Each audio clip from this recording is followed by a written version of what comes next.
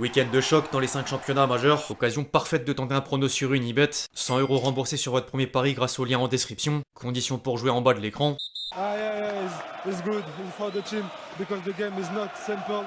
I'm very proud for my team because the championship is so long. L'équipe, j'espère que vous allez bien aujourd'hui.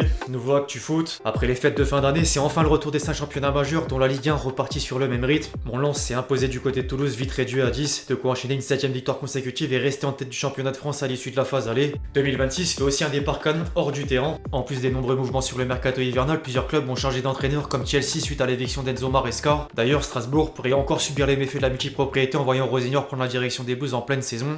Affaire à suivre. On va sans plus tarder rentrer dans le vif du sujet, mais juste avant les amis, je vous demande un service, le même que d'habitude, à savoir évidemment lâcher votre plus beau like. Vous connaissez le refrain, très important pour le référencement, mais aussi simplement pour me faire plaisir. Merci vraiment à tous ceux qui le feront. Vous êtes les boss.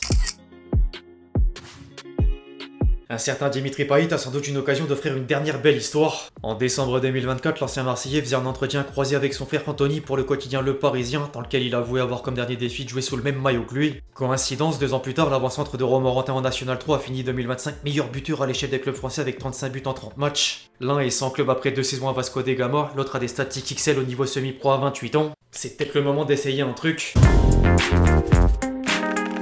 En attendant, les événements sont ailleurs à l'instant T. La Coupe d'Afrique des Nations a clôturé un premier tour plein de spectacles, mais sans véritable surprise en termes de résultats. Tous les favoris sont au rendez-vous. Les sélections du Chapois ont passé la phase de groupe. Par contre, la déception est pour le Gabon, bon dernier éliminé. Le gouvernement du pays est d'ailleurs déçu au point d'annoncer les suspensions du staff technique et l'équipe nationale jusqu'à nouvel ordre, mais surtout d'écarter Aubameyang et Ekoé Manga de façon définitive. Étonnant. Maintenant, c'est l'heure des 8ème de finale. Les 2 premiers matchs ont eu lieu hier entre Sénégal-Soudan et Mali-Tunisie. D'abord menés au score, les Lions de la Teranga ont ensuite inversé la tendance pour décrocher une qualification.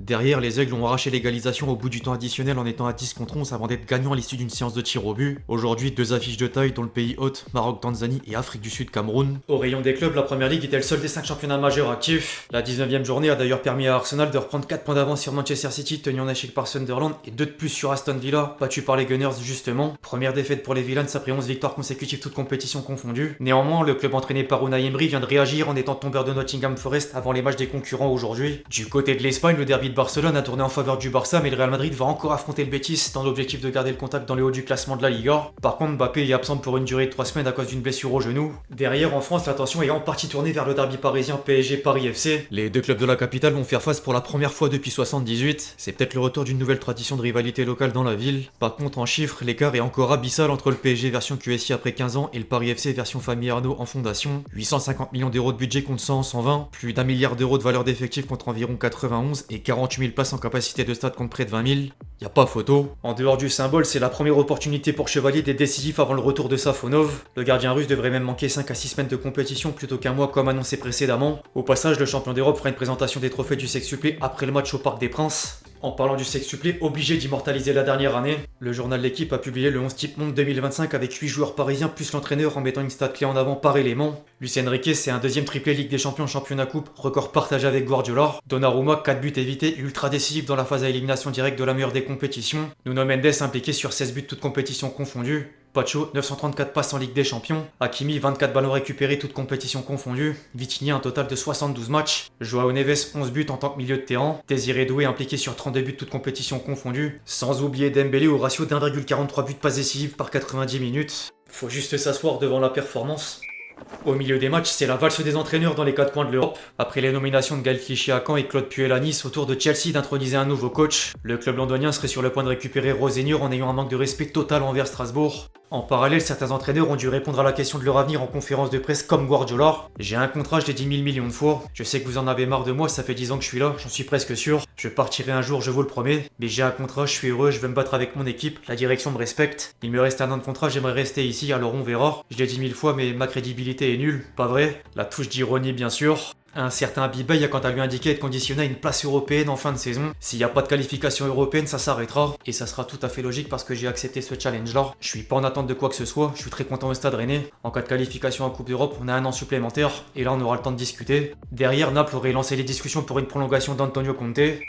Au niveau des joueurs, le mercato hivernal, pareil, a pas perdu de temps. En France, Nantes et Nice ont officialisé les arrivées de Kabela et Eli Wahi en prêt. Après avoir refusé 2 offres du Paris FC, Angers est prêt à transférer Sidiki Chérif pour 30 millions d'euros, dont 5 de bonus. Le PSG sera plutôt calme en janvier mais déjà actif en vue de l'été prochain. Les dirigeants parisiens ont ciblé les jeunes buteurs et milieu capitaine du Benfica Anísio Cabral et Rafael Quintas, plus l'arrière droit de Porto Alberto Costa. Par contre Strasbourg s'est bel et bien fait doubler par Stuttgart dans le dossier Jérémy Arévalo recruté pour 7 millions d'euros. Pour rester en Allemagne après avoir signé l'ailier droit marocain Amemouni Eshgouyab, Francfort va obtenir le prêt de Kalimundo avec option d'achat d'environ 27 millions d'euros. Outre-Manche, Crystal Palace s'est offert Brennan Johnson contre près de 40 millions d'euros mais un autre club anglais est en train d'impacter le marché. Après avoir posé 23 millions d'euros sur l'attaquant brésilien Pablo Felipe, West Ham va faire les coups Castellanos et Luis Guilherme pour un total de 46 millions d'euros. En Italie, l'AC Milan a acté la signature de Füllkrug, prêté par les Hammers justement. La Roma s'est mise d'accord avec l'Atlético Madrid pour le prêt de Raspadori avec option d'achat de 19 millions d'euros. Puis du côté de l'Espagne, le Real Madrid pourrait perdre Rodrigo en 2026. L'attaquant brésilien a demandé à quitter la Casablanca devant les intérêts d'Arsenal, Manchester City et Liverpool. Affaire à suivre. Entre lui et Vinicius, les rumeurs sont toujours présentes mois après mois. Y a pas de t'as l'âge ou t'as pas l'âge. Ça veut rien dire ça.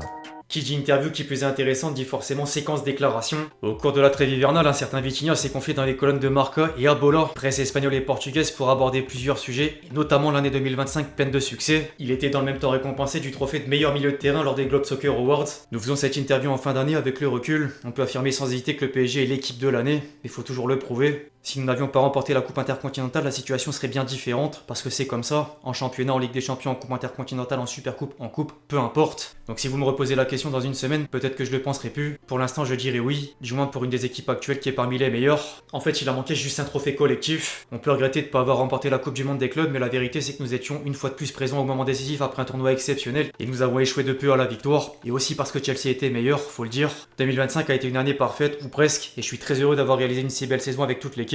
Maintenant, faut continuer sur cette lancée, viser encore plus haut et si possible faire mieux que ces 6 titres. Le milieu portugais faisait encore un long discours sur l'esprit d'équipe, primordial. Je suis plutôt du genre à privilégier le collectif, à jouer pour l'équipe. Cette façon d'aborder les choses est la bonne, ça me profite aussi. Être un joueur d'équipe, un joueur qui a besoin d'un groupe, d'un bon contexte, où nous travaillons vers le même objectif et ramons dans la même direction. Le fait que ça se soit produit m'a beaucoup apporté. Que ce soit moi ou quelqu'un d'autre, dans n'importe quelle équipe, ça devrait toujours être l'objectif principal, la voie à suivre, les fondations solides. Il s'agit de s'assurer que le collectif prime sur l'individu, même si nous avons de grands talents individuels. Ça s'applique à toutes les équipes, même à tous les sports collectifs car l'équipe est plus importante. C'est qu'ensuite que vienne le joueur de l'année, le ballon d'or pour Dembélé, Nuno qui est meilleur latéral gauche du monde. On pourrait parler d'innombrables joueurs car nous en profitons tous. En parlant de récompenses individuelles, pas de regret par rapport au ballon d'or. Je serais ni triste, ni amer, ni déçu si moi ou n'importe quel autre milieu de terrain qui performe et mérite d'être en lice pour ses récompenses individuelles ne gagne pas. Je comprends que les joueurs qui marquent des buts, qui ont le plus d'impact, les joueurs plus décisifs qui font des passes. Je suis milieu de terrain et quand j'étais enfant j'aimais aussi les regarder. J'aime voir Cristiano, Messi, ces joueurs qui ont eu cet impact parce que c'est normal. Je ressentirai jamais d'injustice si ça arrive, car eux aussi le méritent. Maintenant je serais très heureux si moi ou un autre milieu gagnait le ballon d'or. Faut donc considérer d'autres postes car il y a 10, 15, 20 ans, on regardait les défenseurs et le rôle se limitait à défendre. Le football a évolué, Nuno et Hakimi sont presque des ailiers. En phase défensive ils défendent comme tout le monde mais sont aussi présents un peu plus haut. Dans notre façon d'attaquer, souvent c'est moi ou un autre milieu qui recule et eux sont déjà vers l'avant. C'est pourquoi ils contribuent autant au but et aux passes décisives. Il est difficile d'être totalement objectif, c'est toujours très subjectif, mais je serais ravi d'être un jour à nouveau en lice pour le ballon d'or et si je le gagnais ce serait un rêve.